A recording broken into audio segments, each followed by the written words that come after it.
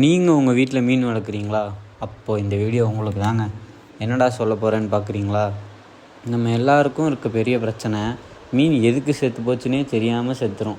அதை நீங்கள் எல்லாம் ஃபேஸ் பண்ணியிருப்பீங்க. அதில் ஒரு காரணம் இது என்னென்னா அமோனியா அப்படின்ற விஷயம். அமோனியானா என்னன்னு நிறைய பேருக்கு சொல்லி கேள்விப்பட்டிருப்பீங்க, அந்த வார்த்தையை சொல்லி. ஆனால் அது என்னன்னு யாரும் சொல்லியிருக்க மாட்டாங்க. அது என்னன்னு தான் நான் இப்போ சொல்ல போகிறேன்.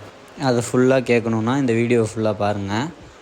அது என்னென்னா ஒன்றும் இல்லை, நம்ம மீனுக்கு ஃபுட்டு போடுவோம். அந்த மீன் அந்த ஃபுட்டை சாப்பிட்டு அதோடய வேஸ்ட்டை அதே தொட்டியிலே போடுமா, அந்த வேஸ்ட் எல்லாமே கீழே செக்ரீட் ஆகி இருக்கும். அதை நம்ம ஃபில்ட்ரு வச்சுருந்தாலும் ஒரு சில டைம் ஃபில்ட்ரு நல்லா எடுத்துரும், ஒரு சில ஃபில்டர்ஸ் அவ்வளோ எடுக்காது.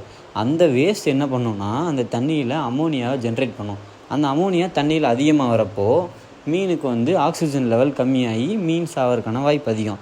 அதுக்கு என்ன பண்ணணுன்னா, இப்போது நான் பண்ணிகிட்ருக்கேன் பார்த்தீங்களா, இந்த மாதிரி வீக்லி ஒன்ஸ் உங்களுக்கு டைம் இருக்கப்போ கீழே செட்டில் ஆகிருக்க வேஸ்ட்டை மட்டும் இந்த மாதிரி மீன் கடையிலேயே விற்பாங்க, அக்வேரியம் ஷாப்லேயே. இந்த மாதிரி பொருளோ இல்லை நீங்களே வேறு ஏதாவது ஃபில்ட்ரேஷன் பண்ணி, அதாவது வடிகட்டியில் கூட தண்ணியை ஃபில்ட்ரு பண்ணலாம்.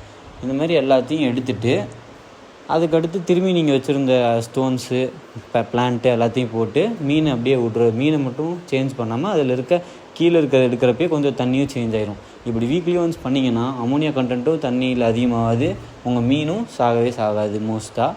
இதனால் நீங்கள் நல்லாவே ப்ரிவென்ட் பண்ணலாம் இந்த மெத்தடில். இந்த மாதிரி அக்வேரியம் கண்டென்ட்ஸ் பார்க்க நம்ம பேஜை ஃபாலோ பண்ணிக்கோங்க.